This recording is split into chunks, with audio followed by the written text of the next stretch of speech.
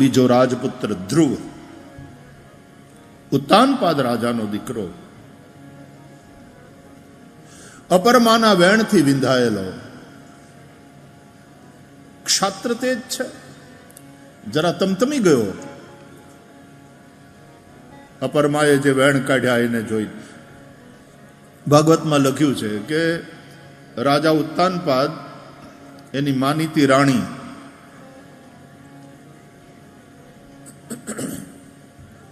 એના છોકરાને ઉત્તમને ખોળામાં લઈને બેઠા હતા. સુરુચિ એનું નામ.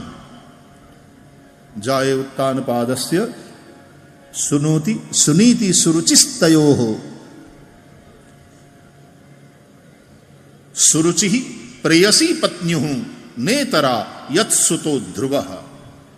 ભાગવતમાં શ્લોક છે. સુરુચિ એની માનીતી રાણી હતી, સુનીતિ અણમાનીતી રાણી હતી. ભાગવતના આચાર્યોનો અર્થ સમજાવે છે. ઉત્તાનપાદ જેના પગ ઉપર છે, જીવ માના ગર્ભમાં ઊંધે માથે જ લટકતો હોય છે, પગ ઉપર ને માથું નીચે, એ રીતે જન્મ થાય છે. ઉત્તાનપાદ,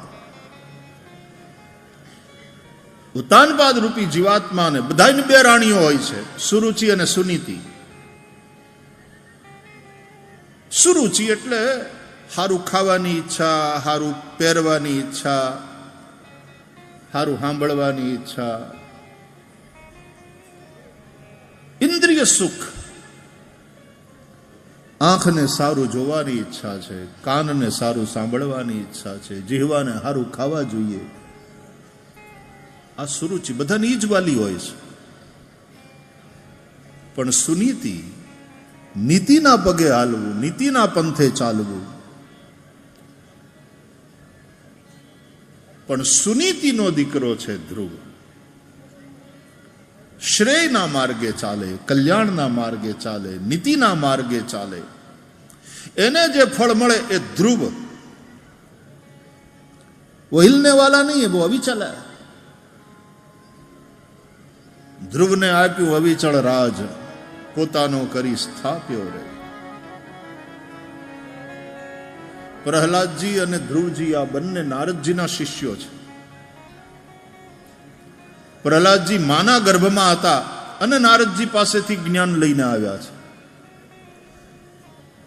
ધ્રુવજી અપરમાના વેણથી વિંધાયેલા પોતાની માં સુનીતિના આશીર્વાદ લઈ અને મધુવનમાં તપ કરવા જાય છે.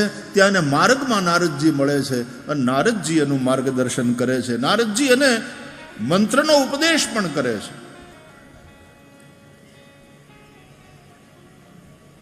અને પછી એક વાત સમજાવે છે કે બેટા, એ રાજપુત્ર વનમાં જાય છે, વિંધાયેલો છે તું અપરમાના કડવા વેણથી. કેમ? તને રાજગાદી ઉપર બાપાના ખોળામાં બેહવા ન મળ્યું, એટલે તને મનમાં એ કસક રહી ગઈ છે અને નીકળ્યો છે તું. કારણ કે માએ તને સમજાવ્યું કે તારા બાપે તને ખોળામાં ન બેસવા દીધો, તો જગતનો બાપ એના ખોળામાં બેસ ને દીકરા. એનાથી મોટી ગાદી કઈ છે દુનિયામાં? ભગવાનના ખોળે બેસો. જાય છે ભગવાન પાસે. પણ યાદ રાખજે રાજકુમાર, તે મારી પાસેથી મંત્ર લીધો છે અને મારે તને કેવું છે કે વિરક્તશ્ચેન્દ્રિય રતૌ ભક્તિ યોગેન ભૂયસા તમ નિરંતર ભાવેન ભજે તાદ્ધા વિમુક્તયે. મુક્તિના દેનારા ભગવાન પ્રસન્ન થાય ત્યારે એની પાસે બંધન નહીં માંગતો.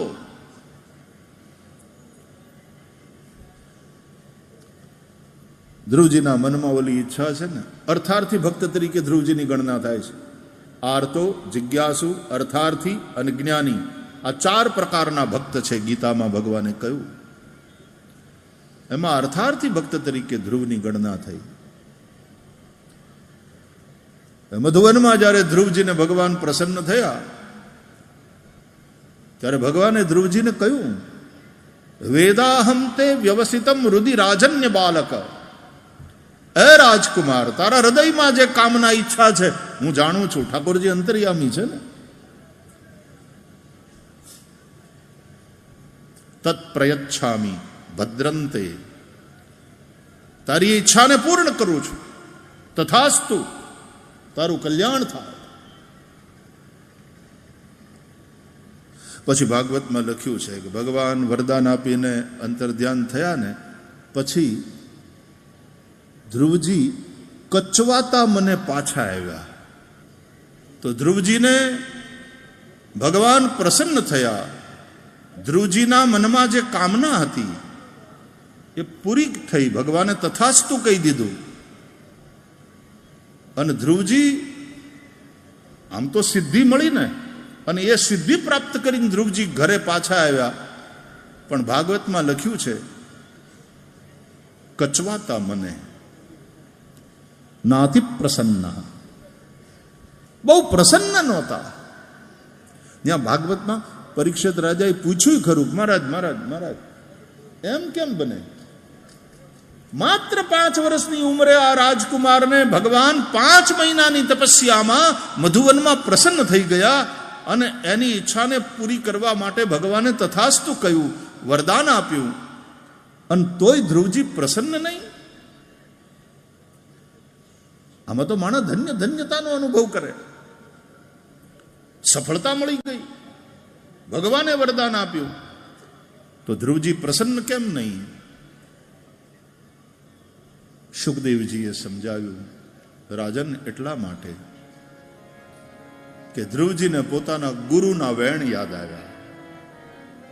નારદજીએ કહ્યું હતું કે બેટા, વિરક્તશ્ચેન્દ્રિય રતૌ ભક્તિ યોગેન ભૂયસા તમ નિરંતર ભાવેન ભજે તાદ્ધા વિમુક્તયે.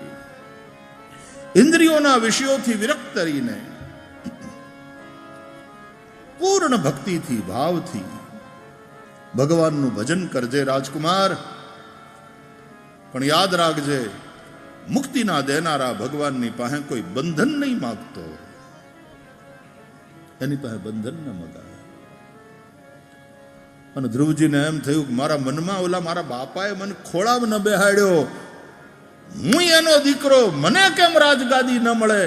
આ જે ખટકો રહી ગયો તો એ ખટકાએ મને વનમાં મોકલ્યો તપસ્યા કરવા માટે. અને ભગવાને તથાસ્તુ કહી,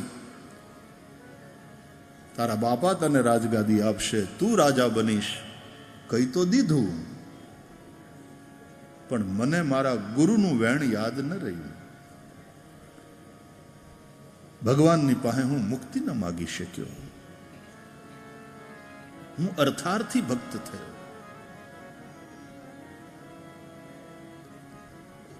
ઘણી વાર ભગવાન પણ આવી લીલા એટલા માટે કરે છે કે ધ્રુવ જેવો ભગવત ભક્ત રાજા બને એવી ઈચ્છા ભગવાનને પણ હોય છે. કારણ કે આના જેવો રાજા બને તો પ્રજા એના જેવી થશે. યથા રાજા તથા પ્રજા.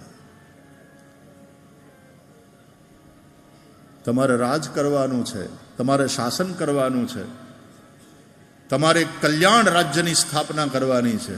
અને ધ્રુવજી પછી છેલ્લે તો તમે મુક્તિને માટે ભગવાન જોતા હતા ને ત્યારે જમનાજીને કાંઠે ગયા મધુવનમાં.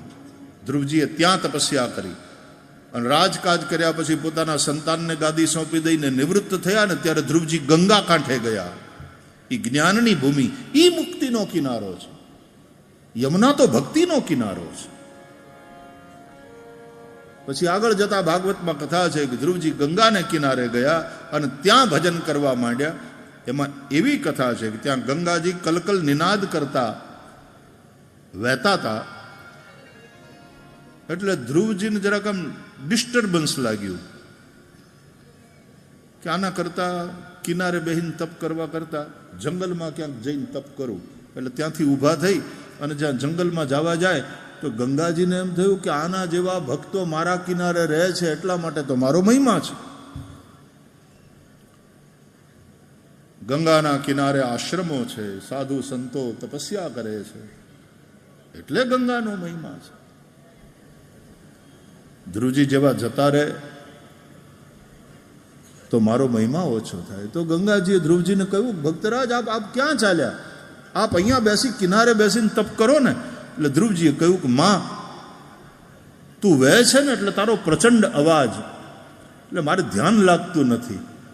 એટલે ગંગાજી બોલ્યા કે અચ્છા અચ્છા અચ્છા, હું શાંત થઈ જાઉં છું, અહીં તમે બેઠા છો ને. બોલો, ગંગાજી શાંત થઈ ગયા, પણ એમ કીધું તમે ન જાઓ, તમે અહીંયા બેસી તપ કરો. એટલે એટલા ભાગમાં ગંગાજી શાંત વહે છે. તમે ઋષિકેશમાં સ્વર્ગાશ્રમ પાસે જાઓ ને, ત્યાં ગંગાજી શાંત વહે છે, કારણ કે ધ્રુવજીની તપસ્થલી છે. સ્વયંમાં ગંગાજીની આટલી આમન્યા રાખે એવા ભક્ત ધ્રુવ. ધ્રુવજીનું ચરિત્ર ભાગવતમાં બહુ સરસ છે. પછી જ્યારે ધ્રુવજી અંત સમયે શરીર છૂટવાનું છે, તો ભગવાનના પાર્ષદો વિમાન લઈને આવ્યા લેવા ધ્રુવજીને. એટલે ધ્રુવજી એ તીર્થભૂમિને વંદન કરી, ભગવાનના વિમાનને વંદન કરી, પાર્ષદોને પ્રણામ કરી, અને જ્યાં વિમાનમાં બેહવા જાય ને, ત્યાં એક વ્યક્તિ આવીને કહે છે, મહારાજ મહારાજ ભગવાન, પેલા મારો સ્વીકાર કરો, પછી વિમાનમાં બેહો. કે ભાઈ તું કોણ? તો કે હું મૃત્યુ. પેલા તમે મારો સ્વીકાર તો કરો, પછી જાઓ ધામમાં. મરવું તો પડે ને. એટલે ધ્રુવજીએ મૃત્યુનો સ્વીકાર કર્યો કે આ તારું સ્વાગત. એક કામ કર, આ વિમાન પાસે પગથિયું થઈને બેહી જા. એટલે ભાંખોડિયા ભર થઈ અને મૃત્યુ વિમાન પાસે બેસી ગયું. ધ્રુવજીએ એક પગ મૃત્યુના ઉપર મૂક્યો અને બીજો પગ વિમાનમાં મૂક્યો. શું કથાઓ છે વાલા, જુઓ તો ખરા પુરાણ. ત્યાં મૃત્યુ સ્વયં પગથિયું બની જાય છે, સોપાન બની જાય છે પરમાત્મા સુધી પહોંચવા માટે. વિમાનમાં ધ્રુવજી આરૂઢ થયા, અને જ્યારે વિમાન ધ્રુવજીને લઈને ચાલ્યું, ભગવાનના પાર્ષદોએ જોયું કે ઉડતા વિમાનમાં ધ્રુવજી રડે છે, એની આંખમાં આંસુ છે. ભગવાનના પાર્ષદોએ કહ્યું કે તમને જે સિદ્ધિ મળી, તમને જે સન્માન મળ્યું, તમને જે મોટાઈ મળી, સ્વયં ભગવાન દ્વારા, તમારા ભાગ્યની તો મોટા મોટા યોગીઓ પ્રશંસા કરે છે, તમે રડો છો કેમ? ધ્રુવજીએ કહ્યું, આ બધું જેના થકી, એ તો મારો ગુરુ ને મારી માં સુનીતિ. જે માએ જન્મ આપ્યો, જે માએ સંસ્કાર આપ્યા, જે માએ પાળી પોષી મોટા કર્યા, એ માને લીધા વગર ભલે ને અવિચળ પદ મળે, શું કામનું? એટલે ભગવાનના પાર્ષદોએ કહ્યું, ઓહો હો ભક્તરાજ, એના આહુડા છે. એક કામ કરો, આહુડા લૂછી નાખો, આગળ જરા જુઓ, આગળ નજર કરો. ધ્રુવજી આહુડા લૂછીને નજર કરી તો આગળ એક વિમાન જતું હતું. કે આ વિમાન દેખાય છે આગળ આગળ? તો કે હા, એ વિમાનમાં તમારા માતાજી જાય છે. ભગવાને એના માટે વિમાન પહેલા મોકલ્યું છે. તમારા જેવા ભગવત ભક્તને જન્મ આપે, એ માને તો પહેલો પ્રવેશ મળે સ્વર્ગમાં.